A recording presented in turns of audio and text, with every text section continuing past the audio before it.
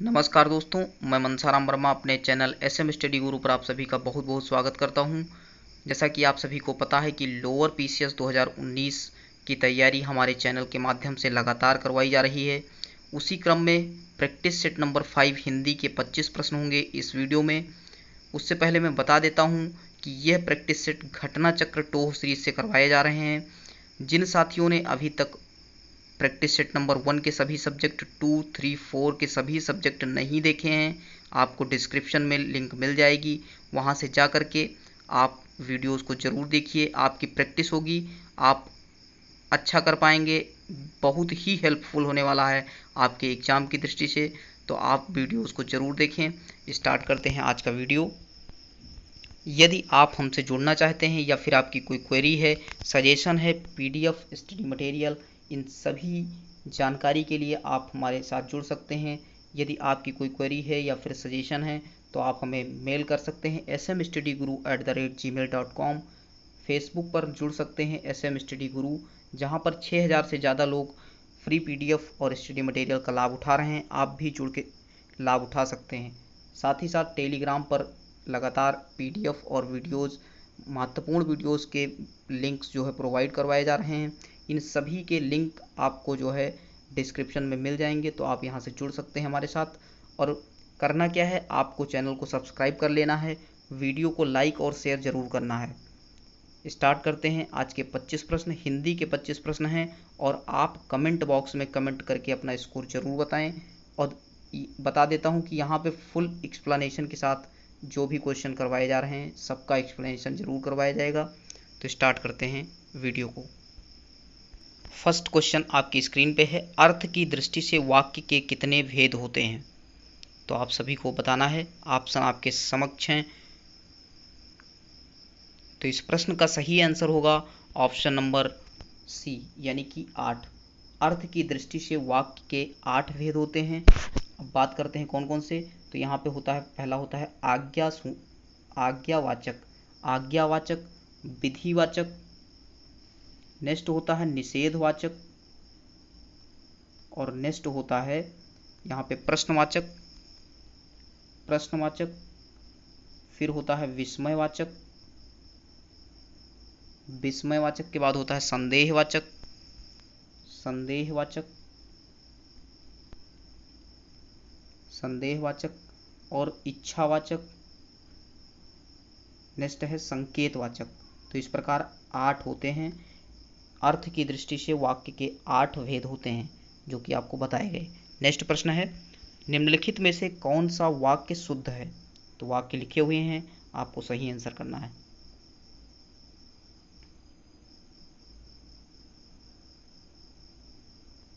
इस प्रश्न का सही आंसर होगा ऑप्शन नंबर सी, एक प्रलयंकर हुंकार हुआ, यह शुद्ध वाक्य लिखा हुआ है। बाकी यहाँ पे वहाँ भारी भरकम भीड़ जमा है, तो यहाँ पे होगा वहाँ भारी भीड़ लगी हुई है, ये होगा। लिखा है लड़का मिठाई लेकर भागता हुआ घर आया, तो इसका जो सही होगा वो होगा लड़का मिठाई लेकर दौड़ता हुआ घर आया। नेक्स्ट लिखा हुआ है मैं इसका वह अर्थ नहीं लगाता जो कि आप लगाते हो, तो इसका सही होगा मैं इसका यह अर्थ नहीं लगाता जो कि आप लगाते हो। समझ में आ गया होगा क्वेश्चन। नेक्स्ट है 128 नंबर क्वेश्चन है, इप्सा, इप्सा का पर्यायवाची बताना है। विलोम शब्दों का 100 सबसे महत्वपूर्ण विलोम का वीडियोस आपको मिल जाएगा अगर आप हमारे चैनल पर विजिट करते हैं, तो वहां से आप इसको ज़रूर देख लीजिए। तो इप्सा का पर्यायवाची आपको बताना है, इप्सा। तो इप्सा का पर्यायवाची होगा स्प्रह, यानी कि ऑप्शन नंबर डी बिल्कुल सही आंसर है। अगर हम व्यथा और यंत्रणा, व्यथा और यंत्रणा दुख के तथा गिरा, व्यथा जो है यहाँ पे व्यथा लिखा हुआ है और यंत्रणा ये किसके पर्यायवाची हैं? तो दुख के हैं। गिरा सरस्वती का पर्यायवाची है, गिरा जो है सरस्वती जी का पर्यायवाची है। नेक्स्ट प्रश्न है आचार का विलोम, आचार का विलोम। तो यह हमने जो 100 महत्वपूर्ण विलोम शब्द दिए हैं उसमें यह वर्ड है आचार। आचार का विलोम आपको बताना है। तो आप लोगों ने सही आंसर कर लिया होगा, ऑप्शन नंबर 20 का सही है। अनाचार, आचार का विलोम होता है अनाचार। नेक्स्ट प्रश्न है शब्द युग्म आभरण आमरण के क्रमशः अर्थ बताने हैं। ऑप्शन आपके समक्ष हैं। तो आभरण का मतलब होता है गहना, आभरण का मतलब क्या होता है गहना, और जो मरण का अर्थ होता है यानी कि मरने तक, मरने तक। तो यहाँ पे लिखा हुआ है ऑप्शन नंबर ए में, ऑप्शन नंबर ए में लिखा हुआ है आभरण का मतलब गहना और आमरण का मतलब मरण तक। तो ये ए ऑप्शन सही होगा यहाँ पे। नेक्स्ट प्रश्न है जो सबको समान भाव से देखे, वाक्यांश के लिए एक शब्द बताना है। तो इस प्रश्न का सही आंसर होगा ऑप्शन नंबर बी, यानी कि समदर्शी, समदर्शी यानी कि जो सबको समान भाव से देखे, उसका आंसर होगा समदर्शी। नेक्स्ट प्रश्न है मुंह में राम बगल में, रिक्त स्थान की पूर्ति करना है, लोकोक्ति है तो सभी को पता होगा। मुंह में राम बगल में छुरी, तो इसका ऑप्शन नंबर डी बिल्कुल सही आंसर होगा। 132 का ऑप्शन नंबर डी बिल्कुल सही है। नेक्स्ट प्रश्न की ओर बढ़ते हैं।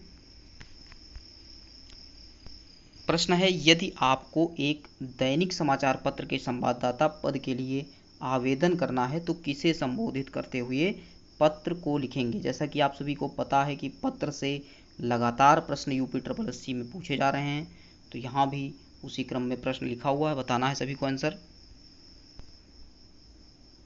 तो इस प्रश्न का सही आंसर होगा ऑप्शन नंबर बी, यानी कि आप संपादक के नाम से पत्र लिखेंगे, संपादक को संबोधित करते हुए पत्र को आपको लिखना होगा। नेक्स्ट प्रश्न है अनुनासिक वर्णों की संख्या कितनी है।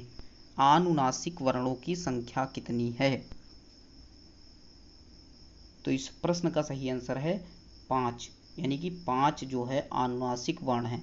कौन कौन से हैं तो यहाँ पे देख लेते हैं। अंगा, इया, अड़ा, ना और मा। इस प्रकार इनको हम कहते हैं पंचमाक्षर। क्या कहते हैं पंचमाक्षर, यानी कि 5 अनुनासिक वर्णों की संख्या कितनी होती है 5। कौन कौन से अंगा, इया, अड़ा, ना और मा। नेक्स्ट प्रश्न है किस वर्ण का उच्चारण तालव्य से होता है। तो इसका सही आंसर करना है।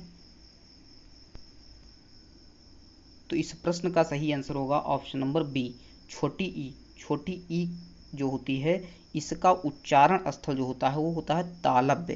तालव्य ए, ये जो ए होता है, ए यहाँ पे लिखा हुआ ए, तो ए का उच्चारण स्थल होता है कंठ तालव्य। क्या होता है कंठ तालव्य। कंठ तालव्य से आप इसको बोल सकते हैं किसको, ए को।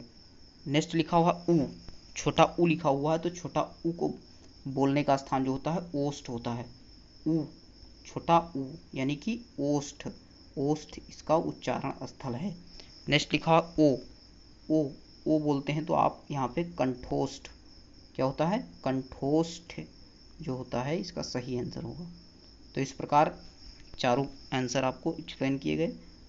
यहाँ सही आंसर होगा ई, छोटी ई तालव्य से बोली जाती है। नेक्स्ट प्रश्न है अति प्लस उत्तम मिलकर क्या होगा। तो इस प्रश्न का सही आंसर होगा अति उत्तम। अति प्लस उत्तम यानी कि अति उत्तम। यहाँ पे कौन सी संधि होगी, यड़ संधि होगी। कौन सी संधि, तो यड़ संधि होगी, यड़ स्वर संधि, यड़ स्वर संधि। आप सभी को कमेंट करके बताना है कि यड़ स्वर संधि, जो स्वर संधि होती है उसके कितने प्रकार होते हैं। हमने प्रैक्टिस सेट में करवाया है, तो आप सभी को कमेंट करके बताना है कि स्वर संधि के कितने प्रकार होते हैं। नेक्स्ट प्रश्न है जब दो शब्दों के बीच संबंध कारक के चिन्ह का के और की लुप्त हो तब दोनों के बीच कौन सा चिन्ह का प्रयोग किया जाता है। तो इसका सही आंसर क्या होगा बताएं सभी लोग। प्रश्न का सही आंसर होगा ऑप्शन नंबर सी, योजक चिन्ह का प्रयोग होता है। किस चिन्ह का, योजक चिन्ह का प्रयोग होता है, जहां पे हम संबंध कारक की बात करते हैं। नेक्स्ट प्रश्न है, यहाँ पे गद्यांश लिखा हुआ है, तो गद्यांश से पहले हमको क्वेश्चन पढ़ना चाहिए। लिखा हुआ कबीर की बाणी के विषय में क्या कहा गया है। नेक्स्ट प्रश्न है कबीर के सामने भाषा का रूप कैसा था। कबीर की भाषा में कैसी हिम्मत नहीं है। कबीर की भाषा में कैसी ताकत थी। कबीर ने बात को किस रूप में प्रकट करना चाहा। तो इस प्रकार अब हम पढ़ लेते हैं पैराग्राफ को। तो पैराग्राफ में भाषा पर लिखा हुआ है, भाषा पर कबीर का जबरदस्त अधिकार था। वे वाणी के डिक्टेटर थे। जिस बात को उन्होंने जिस रूप में प्रकट करना चाहा उसे उसी रूप में भाषा से कहलवा लिया। बन गया तो सीधे सीधे, नहीं तो दरेरा देकर। भाषा कुछ कबीर के सामने लाचार सी नजर आती है।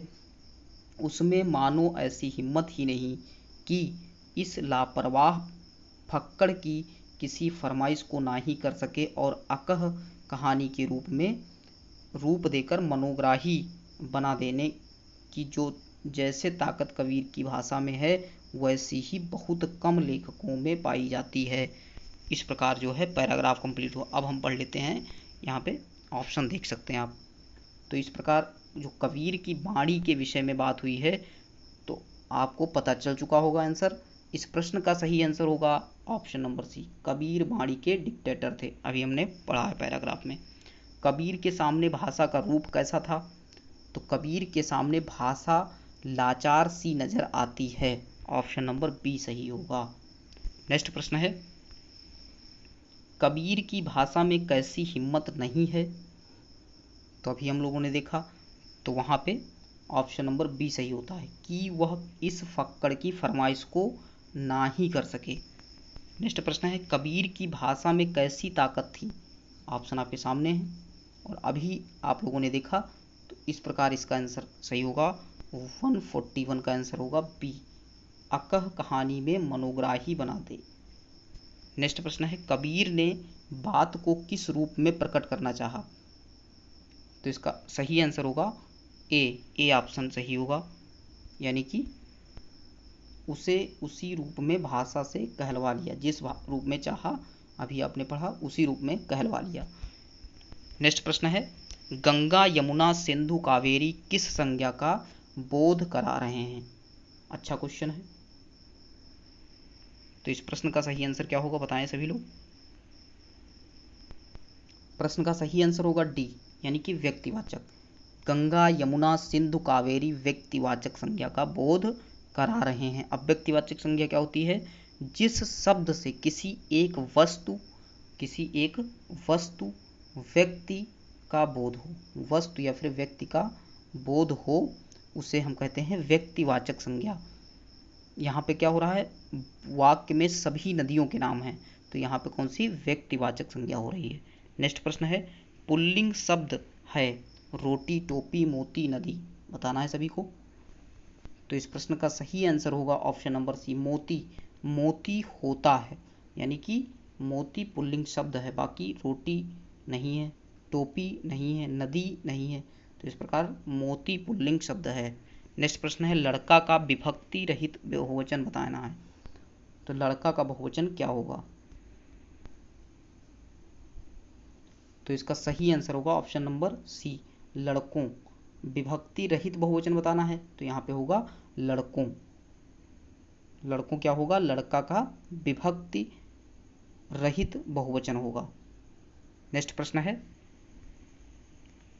सॉरी यहाँ पे जो लड़कों है ये विभक्ति सहित होगा, ये होगा विभक्ति सहित, और बी ऑप्शन सही होगा यहाँ पे लड़के। लड़के जो है, लड़का का विभक्ति रहित जो है होगा लड़के, और विभक्ति सहित होगा लड़कों। तो इस प्रकार बी ऑप्शन इसका सही है।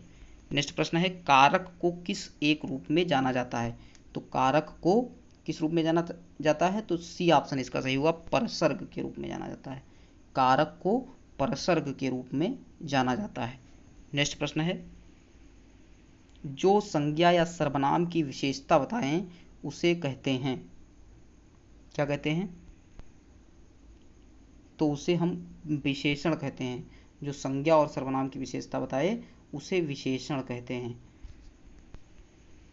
वीडियो अच्छा लगे तो आप लोग शेयर जरूर करिएगा और लाइक कर दीजिएगा, चैनल को सब्सक्राइब कर लीजिएगा, क्योंकि यूपीएसआई के वीडियोस जल्द ही आपको मिलने वाले हैं। कौन सी बोली उत्तर प्रदेश में नहीं बोली जाती है। 148 का सही आंसर करना है। कौन सी बोली उत्तर प्रदेश में नहीं बोली जाती है। तो इसका सही आंसर होगा मैथिली।